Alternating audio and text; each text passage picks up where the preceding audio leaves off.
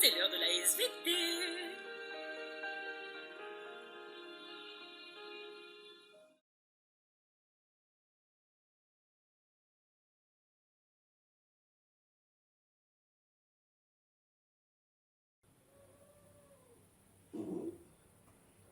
Oui, tu as raison, Rififi. Dis donc, Charlotte, Rififi et moi, on a un petit peu frais. Tu voudrais pas me passer la couverture? Mais dis donc, bébé, là on est en fin juin, t'es en robe de chambre, Oui. et puis après, et tu veux une couverture? Eh ben oui, mais est frileuse. Et Rififi aussi. Viens, mon doudou joli. Ouais, mais pour le camping de cet été, bah, Oui. je sens que tu vas craquer, va falloir faire des petits feux, hein. Des petits feux? Mais sûrement pas. Mais elle est pas un petit peu siphonnée, cette gamine? Mais enfin, ma petite Charlotte, viens, mon toutou. Est-ce que tu imagines ce que ça signifie de faire un feu? Hein? Ça provoque des incendies. C'est formellement interdit. On est en plein été quand même. Qu'est-ce qu'il y a, mon doudou? Tu as faim? Tu vois, lui non plus, il n'est pas d'accord pour faire des feux. Enfin, voyons. C'est vrai? Oui. La carrosse, il y a quelques années. Oui. Bah l'incendie, maintenant, il n'y a plus rien, c'est foutu. Mais oui, c'est bien ce que je te dis. Il faut pas faire de feu. Même Rififi, tu vois, il revient, il n'est pas d'accord. Pourquoi? Mais enfin, heureusement, rassure-toi, qu'est-ce qu'il y a, mon gros chat? Et rassure-toi, heureusement, il y a ce qu'on appelle le phénomène de résilience. Mais c'est quoi la résilience? Qu'est-ce qu'il est nerveux ce soir? C'est incroyable. Mais alors, mon La doudou. résilience, mais qu'est-ce que c'est ce machin? Oh, la résilience! Mais c'est comme ça. Mais il est bien pénible. Qu'est-ce qui t'arrive? Il est énervé.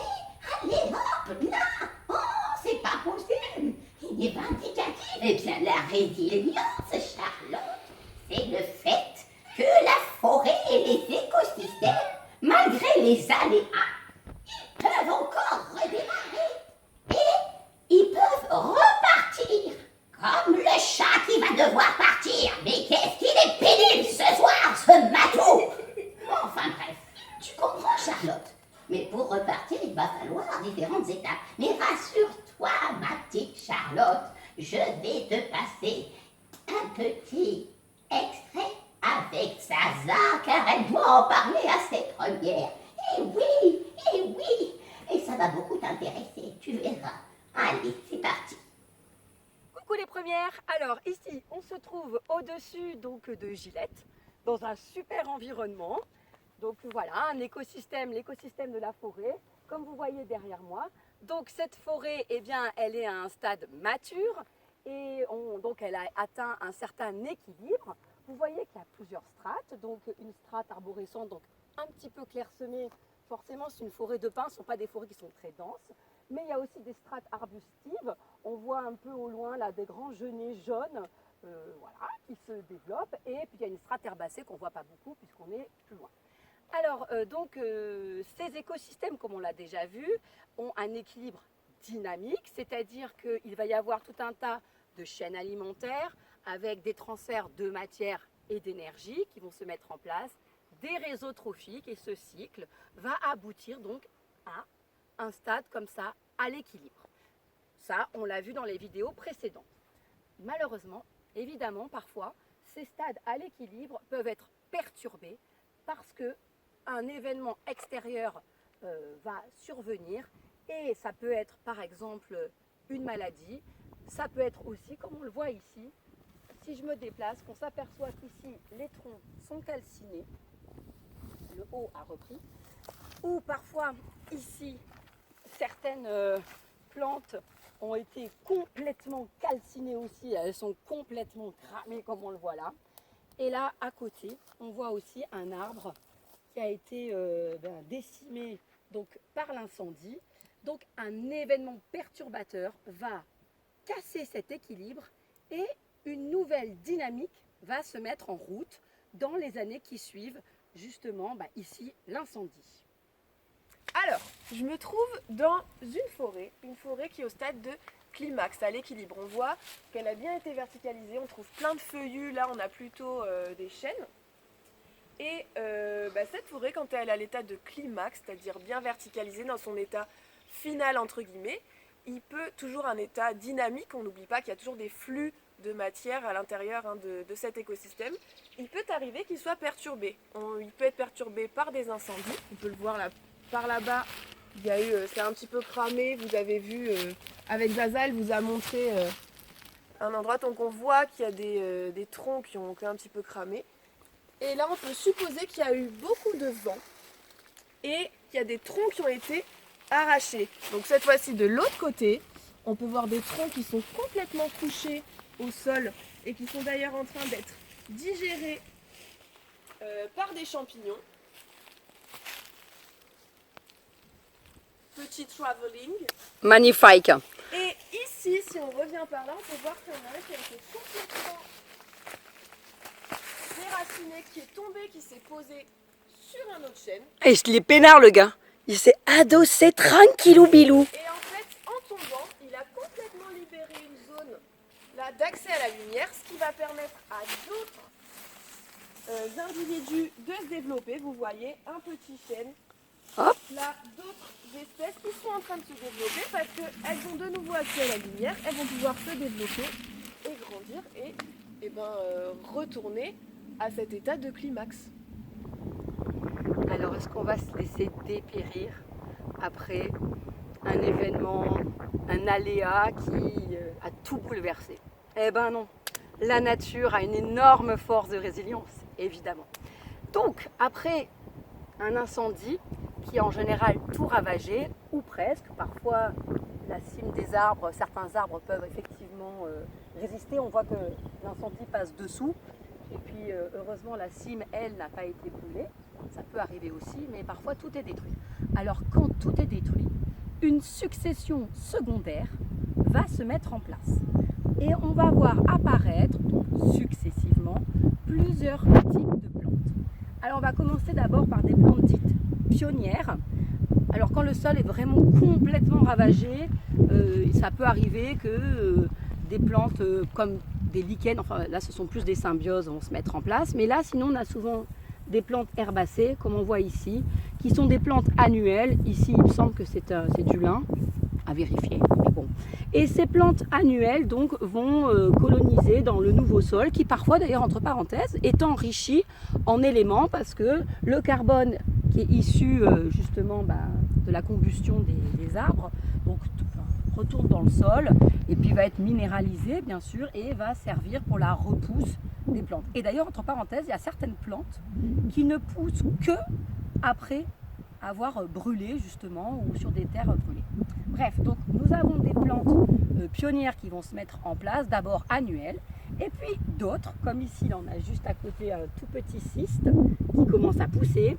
Ici, on voit donc du thym, qu'on reconnaît par ses petites fleurs, puis surtout à l'odeur, ça, on peut pas le rater. Là à côté, on voit une immortelle, par exemple. Donc ça, ce sont des plantes qui sont plus pérennes et qui vont durer toute l'année.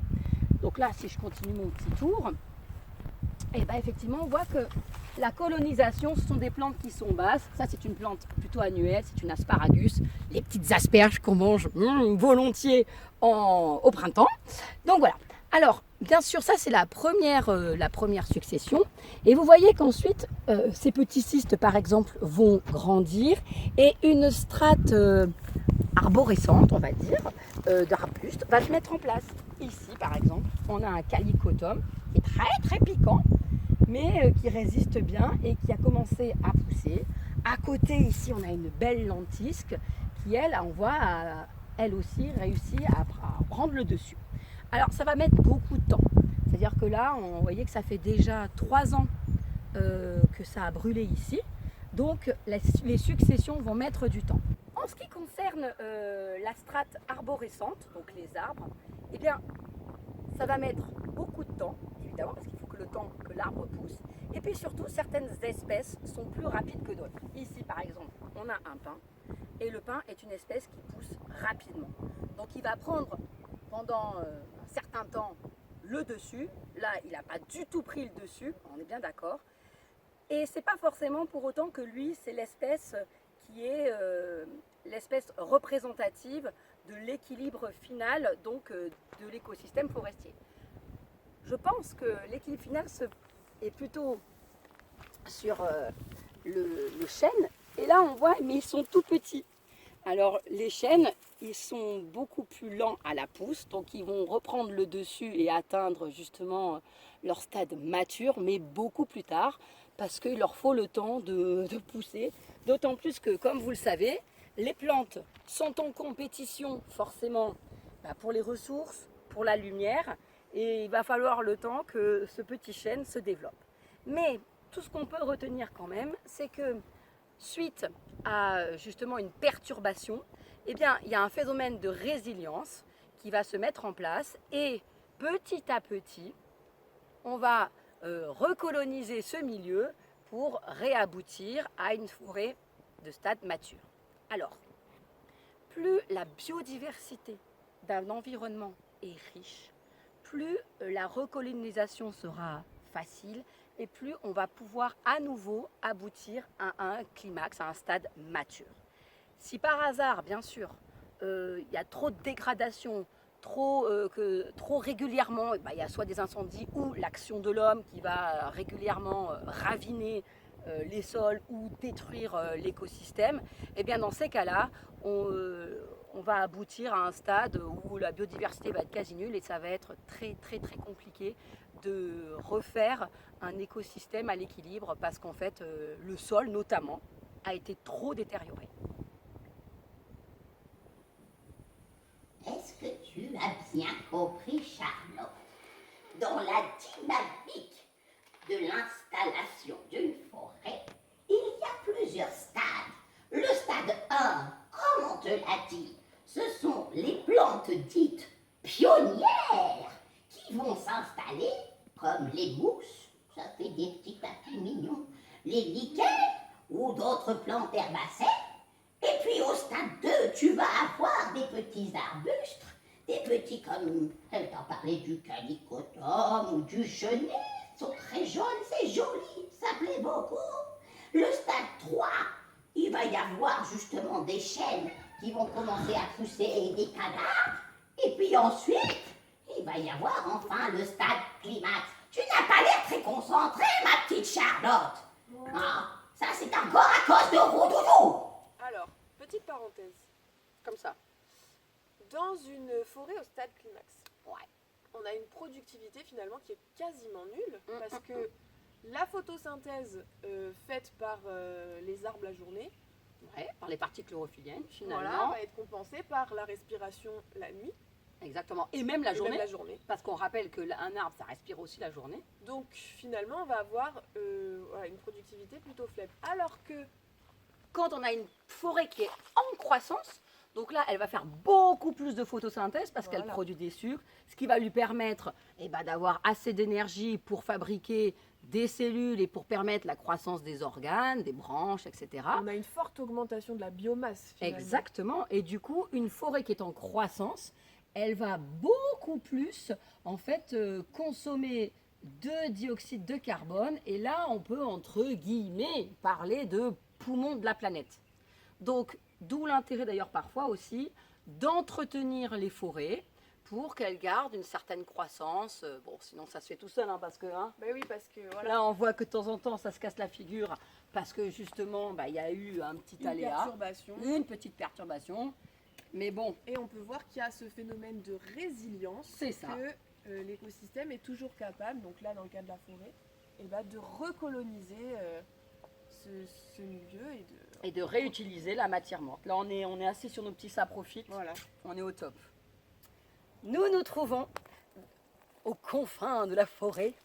Alors là on voit que cette forêt elle est très fournie, il y a pas mal de biodiversité et elle est relativement celle-ci au stade dit climax, même si c'est c'est quelque chose qui peut être remis en question. Alors, ce stade climax, sûrement que l'espèce dominante est probablement, mais pas que, le chêne pubescent qu'on voit ici, magnifique feuille de chêne, il n'y a pas de doute, on a un beau ici. Et vous voyez que c'est quand même une forêt qui est assez dense, où il y a sûrement pas mal justement de compétition pour la lumière, mais qui a plusieurs strates, comme on en parle depuis un petit bout de temps maintenant. Et du coup, chacun exploite son petit carré de lumière. Et il n'y a pas que le chêne, il y a le pin. Et on va, comme on va le voir en bas, parfois, justement, c'est une espèce qui pousse très vite et qui peut prendre le dessus, justement, et renverser cet état d'équilibre. En tout cas ici, voilà, c'est une forêt qui n'est pas exploitée, qui n'a pas dû être tout à fait touchée, puisqu'on voit qu'il y a quand même vraiment toutes les strates et beaucoup de biodiversité. Alors là, je suis avec des bébés. Je suis avec des tout petits bébés qu'on a mis sous moustiquaire, là. Alors, c'est un peu curieux ici autour. On voit qu'il y a eu manifestement une volonté ici de l'homme d'aller reconstruire, refaire partir une nouvelle dynamique dans cette forêt. Alors, on a vu un petit peu plus bas qu'on avait une forêt dont le climax, entre guillemets, parce que c'est toujours quelque chose qui est instable et à l'équilibre, dont le climax était sûrement justement une forêt de chênes, mais que ces chênes étaient tout petits. Et que, en fait, par compétition, les pins qui ont une croissance très rapide, et qui d'ailleurs sont souvent plantés pour ça, parce qu'ils ont une croissance rapide et que du coup c'est exploitable et qu'on peut faire du bois, notamment du bois de chauffe, il faut savoir qu'un peu plus loin, la forêt est justement exploitée, paraît-il, par l'ONF, qui prennent justement ces pins pour faire du bois de chauffage, etc. Et qui prélèvent justement les arbres et notamment les plus beaux spécimens, paraît-il. Donc ces pins ont une croissance rapide, donc ils prennent rapidement le dessus. Ils vont donc être en compétition, comme on vient de le dire, pour le soleil, mais pas que. Les pins, de par leurs épines, acidifient énormément le sol. Et quand vous acidifiez le sol, vous n'avez pas les mêmes espèces qui poussent. Ici, par exemple, vous voyez, on a un arbousier. Ça, c'est typique c'est une plante qui pousse sur un sol acide. Bon, à côté, il y a de la salse pareille. Gargamel se répare ici, il dirait « Oh, il y a du schtroumpf, c'est sûr, parce que ça, c'est de la salse pareille, du smilax. » Là, on a un petit chêne.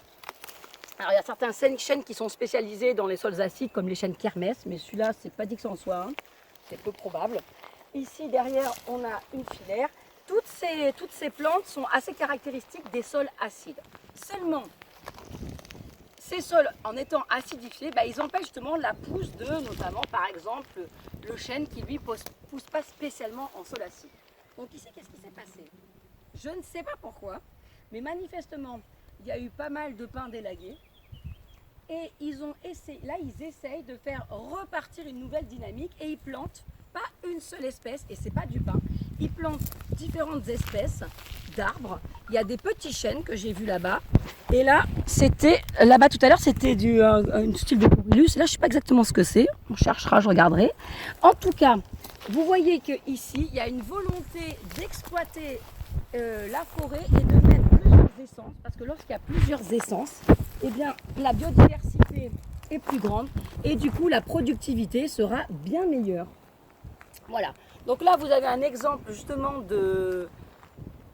pas de résilience, mais de volonté justement de repartir un nouvel écosystème, sauf que là c'est par contre raisonné et l'homme manifestement y a mis sa patte. Bon là Didier nous emmenait avec Laurence dans un coin totalement paumé. Je sais même pas où on est là. On est où Didier? On est au-dessus de Paye. Ah. Eh bah dis donc. Puis alors c'est... Bon, il a voulu nous faire un petit côté Tahiti douche avec un magnifique lac couleur bleu canard WC. Alors ici, pourquoi est-ce qu'on est là? Parce que c'est une ancienne carrière qui est encore exploitée là-bas derrière. On entend les pelles mécaniques qui grattent. Et là, typiquement, quand on exploite cette carrière, donc là, vous voyez qu'il y a entre parenthèses, il y a une retenue d'eau, là, un petit lac, mais qui n'est pas naturel. Ils ont creusé, donc voilà, ça fait une retenue d'eau. Et du coup, là, le sol, il n'y en a plus. Donc là, on est vraiment dans des aléas d'un point de vue écosystème. Là, tout a été bousillé. Et vous allez voir que là, la résilience, elle va mettre du temps. Beaucoup de temps parce que le sol est à nu. Alors Didier, qui est la mémoire vive, il me dit que là-bas, quand il était jeune, qu'est-ce qui se passait là-bas? Et bien là-bas, c'était comme on voit les falaises. Là. Il n'y Ouais. avait rien, c'était complètement exploité. Maintenant, il y a des taillis, il y a des spartiers jaunes qu'on voit. Ça a quand même repris, mais ça a mis 20 ans. Voilà, 20 ans. Donc 20 ans et on n'a qu'une strate, bien sûr, arborée. Et là, vous voyez que ici, ça reste très très nu. Donc on va avoir ici des plantes pionnières qui vont devoir se mettre pour refaire un sol à zéro. Alors en général, ces plantes pionnières, ce sont des mousses, des bryophytes ou des symbioses comme les lichens, voilà, qui vont petit à petit, en sécrétant justement des acides, enfin, des sécrétions acides par leurs racines, qui vont du coup altérer la roche, qui va reformer tout doucement un sol. Et quand il y a un petit peu de sol, à ce moment-là, une strate herbacée peut commencer à se mettre.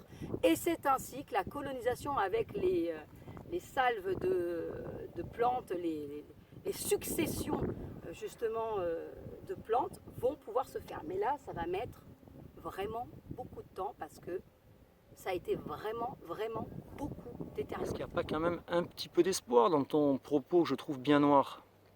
Un petit espoir dans la nuit noire. Je reconnais bien mon positif. Bah oui, évidemment, il y a quand même un petit espoir. Parce qu'autour, il y a quand même pas mal de biodiversité. Et comme on a vu, j'en avais déjà parlé, plus la biodiversité est importante, mieux la recolonisation va se faire. Pourquoi? Parce que on a partout des petites graines qui se baladent. Voilà, alors qu'elles soient nues ou qu'elles soient sous forme de fruits ou de tout ce que vous voulez. Et du coup, ces petites graines vont forcément à un moment atterrir sur un petit début de sol. Et voilà, ça va se recoloniser. Regardez là, on voit des petits pimpins qui ont, voilà, ici une petite immortelle. C'est beau ça. On va rester sur cette touche magnifique, une immortelle. Mais on a intérêt à les sauvegarder, les forêts et les écosystèmes. Oui, bien sûr, bien sûr. Parce qu'en fait, on peut récupérer le bois. Et oui, exactement. Parfois, l'homme peut faire le travail à la nature et ça ne lui coûte presque rien. On parle de système écosystémique, de services écosystémiques. Ça veut dire que les écosystèmes nous rendent service. Mais il a faim, ce chat. Allez, mais voilà. Donc, les écosystèmes, si on sait bien les exploiter, ils vont pouvoir nous rendre des services. Par exemple, on peut exploiter une forêt, exactement. Mais je crois qu'il y a Zaza qui est allé se tremper pour aller t'expliquer aussi pourquoi, par exemple, les bords des berges des rivières sont importantes à bien être préservées. C'est incroyable ce que ce chat est énervé ce soir. Allez, on va écouter. Tu ferais mieux d'écouter toi aussi. Eh mais Isa, mais t'es taré toi, tu te jettes à l'eau comme ça, mais pourquoi tu fais ça? Non mais n'importe quoi. Je suis en train de réfléchir aux intérêts écosystémiques. Alors, Ça c'est pas trop cool, j'ai l'impression. Mais si tu vas voir, c'est trop sexy en fait. T'es sûr que les élèves vont adhérer à ce genre de truc? Mais ils vont kiffer, mais un truc de malade. Ah mais t'es forte alors. Bah oui, ils vont tous vouloir après dire oh, mais bien sûr, mais comment on n'y a pas pensé? Alors par exemple ici, une petite ripisylve, quel est son intérêt? Eh bien, regardez la couleur de l'eau. Bon là d'accord, on voit pas très bien, mais c'est quand même un petit peu turquoise, hein. C'est magnifique, elle est claire. On sent que c'est une eau qui n'est pas du tout polluée. Et oui, parce que finalement, toute la végétation qui est autour, qu'est-ce qu'elle fait? Eh bien, elle va absorber tous les polluants qui ont pu être justement déversés, les sels minéraux. Mais attends Isa, là, pas là, regarde, je monte, là, il y a une falaise qui fait au moins 300 mètres au-dessus, de calcaire marneux. Donc l'eau, elle est passée là-dedans, elle a été totalement filtrée, mais tu parles dans quel cas ça peut être? Alors, on est bien d'accord que ici, l'eau, elle a déjà été filtrée par les roches. Ici, on n'a pas trop de problèmes de pollution. Mais si vous êtes dans la bosse, ou je ne sais pas trop où, avec autour que des champs, où les gars, ils épandent énormément d'engrais pour essayer d'avoir une grosse productivité de leurs champs. Comme vous le savez, les champs ont été très appauvris, justement, du fait de la surexploitation en micro-organismes. Donc tous les engrais ne sont pas fixés parce que la qualité de la terre n'est pas très bonne. Le complexe argilo-humique, eh bien, il n'y a plus beaucoup de matière organique justement dans les sols puisqu'elle a été enlevée, puisqu'elle a été récoltée. Du coup, il n'est pas très efficace et il n'y a pas beaucoup de faune. Donc il y a peu de il faut, dégradation. c'est ce que vous avez appris là, parce que moi tu sais, je comprends pas grand chose. Mais si j'ai bien compris, le petit complexe là, il arrive à faire un peu effet éponge, il garde de l'eau, puis surtout il fait chélateur, c'est-à-dire qu'il fixe les sels minéraux qui sont évidemment chargés, parce que c'est des ions. Et donc ils restent dans le sol, voilà, ils sont moins lessivés, c'est-à-dire qu'ils ne vont pas descendre au fond des sols et partir avec l'eau de ruissellement ou l'eau qui est filtrée dans les nappes. C'est ça que tu es en train de nous dire. Exactement. Mais du coup, quand il y a, quand justement dans ces champs qui sont surexploités, le complexe argilo-humique, il est quasiment plus présent. Il n'y a pas beaucoup de microphones, de recyclage, il n'y a plus d'écosystème, c'est un agrosystème, donc il est déséquilibré. Dans ces cas-là, où vont les ions? Où vont tous les engrais? Ils ne sont pas du tout retenus et ils vont directement là. dans l'eau, exactement. Et ils s'échappent jusque dans la mer, mais en faisant beaucoup de dégâts dans les rivières. Oui, parce que les rivières, elles n'ont pas cette gueule-là du coup. Exactement. Alors on va vous mettre une petite photo et elles sont dites eutrophisées. Eutrophisées, c'est-à-dire que du coup, elles ont accumulé énormément de sels minéraux. Du coup, on va avoir plein de plantes, de micro-algues surtout, d'ailleurs. Et ouais, mais attends Isa, les sels minéraux et les algues, c'est sympa ça dans les rivières. Non. Et non, parce que du coup, en se développant à mort, elles empêchent, déjà elles font un effet d'écran, et en fait elles appauvrissent en dioxygène, notamment les eaux, et plein d'espèces, comme par exemple la truite, là il y en a qui passent, et bien les truites, elles, ce sont des poissons qui ne vivent que dans des eaux très oxygénées. Et là, c'est plus du tout le cas. Donc il y a toute une faune. Alors attends, c'est pas oxygéné parce que tu veux dire que toutes les plantes catoctiques, toutes les algues qui sont dans l'eau, dessous la couverture végétale là, qui s'est développée, elles reçoivent plus de lumière, donc elles produisent plus d'oxygène. Exactement. Donc l'eau, en fait, elle est anoxique. Exactement. Ah, sympa.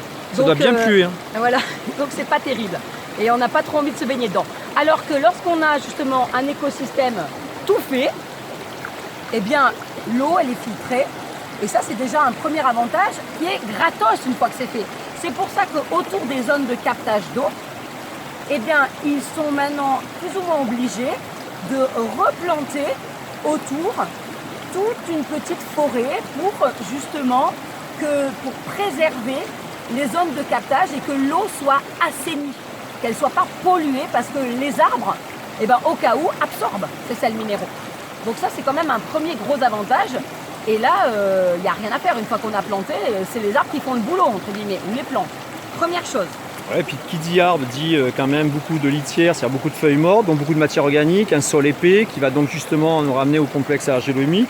Donc finalement, ça fait une barrière aussi bien mécanique que cet effet chélateur là, de ton complexe argilo-humique. Tout à fait, parce que du coup, en plus en ayant un petit écosystème, eh bien, les berges, comme il y a des racines, comme on peut voir, tiens là-bas il y en avait aussi. Allez, on va suivre des racines. Ces racines, elles vont stabiliser les sols, donc ça va limiter l'érosion. Voilà, comme on voit là-bas. Exactement. Donc, une petite gérisse qui se balade. Voilà. Donc vous voyez que les berges sont stabilisées, ça limite l'érosion et surtout, il y a un truc qu'il ne faut pas oublier, c'est les crues.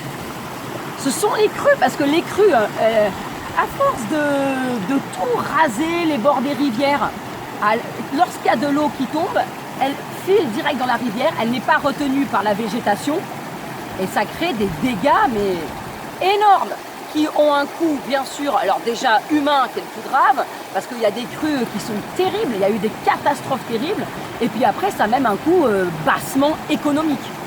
Donc bien il y a sûr, les crues aussi. C'est ce qui explique qu'il y a plein de zones qui se sont comme des campings des fois, qui se sont retrouvées dans des zones, enfin qui étaient dans des zones inondables, mais il n'y avait pas de problème, mais comme chemin on a tellement déboisé, exactement, qui se retrouvent envahis, tout est arraché, aussi les berges sont arrachées, donc après il faut réparer tout ça. La déforestation c'est terrible au niveau effectivement du traitement des cours d'eau. Et il y a eu plein de catastrophes, je pense à Vaison-la-Romaine quand j'étais jeune. Ben, tout notamment. à fait. Et là tu as raison parce qu'il y a le problème aussi dans la crue, là il y a une certaine vitesse, c'est-à-dire que si elle est trop rapide, les débits deviennent énormes. Et à Vaison-la-Romaine, évidemment, ça emporte tout. Exactement. Et si effectivement il y a des berges comme on les voit ici, eh ben, ça va ralentir la crue. Et donc si c'est ralenti, ben, on gagne quand même sur le débit, on évite peut-être le pire. Exactement, on évite peut-être le pire parce que l'eau peut ne pas prendre de la vitesse. Donc c'est vrai qu'il y a aussi, ça rend un service à l'homme, tout bêtement. Après, il y a aussi bien sûr la beauté du site. Ça, c'est purement, j'allais dire, des loisirs, les vacances, etc. Ouais, mais ça fait moins de gens chez les psys, ça. Et oui, parce que quand on a un environnement qui est agréable, qui est joli, qui est reposant, qui est ressourçant, eh ben, la vie est plus belle. Mais bien sûr que la vie est plus belle. Donc tout ça, ça fait beaucoup d'avantages quand même. Ouais, tu as raison. Outre aussi la biodiversité, qui va faire les pollinisateurs aussi, tu m'en parlais tout à l'heure. Eh oui. Si on laisse ces petits coins de nature, ça va permettre, comme la forêt autour, eh bien, les chaînes alimentaires vont se mettre en place, les pollinisateurs, les abeilles, les papillons, etc. Tout ça va pouvoir retrouver sa place et du coup, les pollinisateurs, sans eux, c'est simple, la productivité primaire, elle est morte. Voilà. Donc c'est toute la chaîne alimentaire qui est déglinguée, quoi. C'est ça, aussi bien d'ailleurs là pour la ripisylve en elle-même, mais aussi pour tous les champs à côté qui donc ont une production plus élevée. Puis il ne faut pas oublier que quand on produit des fruits, il faut d'abord que la fleur ait été fécondée. Exactement. Sans fécondation, c'est pas bon.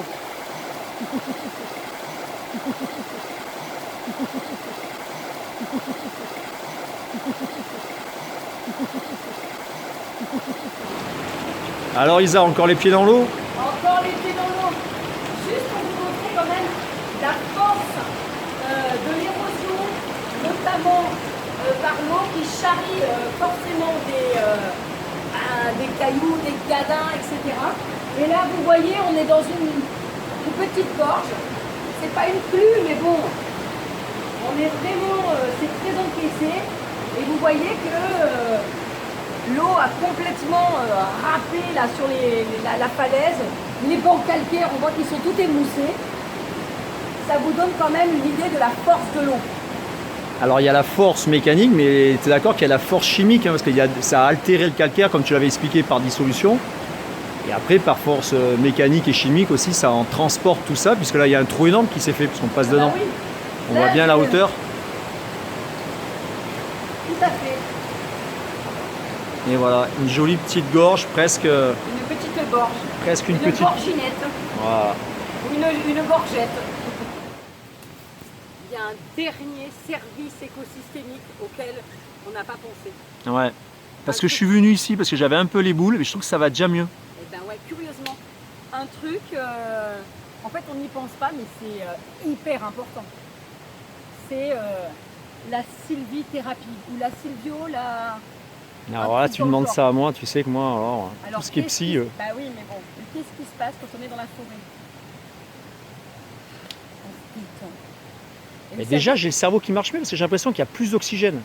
Bien sûr, puisque forêt en croissance, on est dans le sous-bois, la lumière est belle, il y a des Exactement. petits arbres. Le vert, c'est très reposant en plus. Exactement, moi j'aime pas les lumières fortes, là c'est tamisé, Voilà. c'est tout doux. Mais oui, c'est nickel. Puis tu vois, comme il y a une hygrométrie qui me va bien.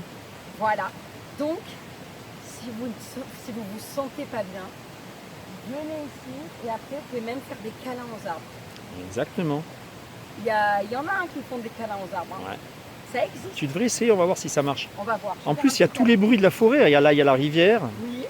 le bruit du vent dans les feuilles. Il y a la mousse. Ah, ça, la mousse. Les bryophytes. Ça nous ramène à nos origines. Mais oui. Et là, regardez. Oh, un petit arbre, on vient faire un petit câlin. Bon, il y en a, ils sont un peu morts, mais bon. Un petit câlin, Ouais, mais tu sais que même mort, il communique encore. Hein. c'est vrai. Et puis, il va être recyclé, lui. Un petit câlin là. Sans faire un câlin. Ah, ça va beaucoup mieux. Ah, et franchement, il faut que vous fassiez ça. Ouais. Faites un petit câlin à l'arbre et ça y est, c'est reparti. Vous êtes reboosté, mais pour au moins 2 semaines. Là. Je savais pas qu'il faisait de la calinothérapie pour les arbres. Mais si. Et lui, tu crois que ça lui fait du bien aussi? Mais oui, mais l'arbre lui aussi pousse mieux. Et en plus, c'est un charme qui a du charme. Mais je crois que j'ai trouvé ce qu'il nous faut. C'est exactement ça. Mon gros doudou, j'ai trouvé quelque chose qui va nous calmer tous les deux. Il paraît qu'on peut faire de la sylvothérapie et des câlins aux arbres et qu'après on va beaucoup mieux, qu'on est beaucoup moins énervé. Viens mon rififi, viens mon petit, viens mon rififi, oui, miaou. Regarde, on va te faire des câlins aux arbres, ça va te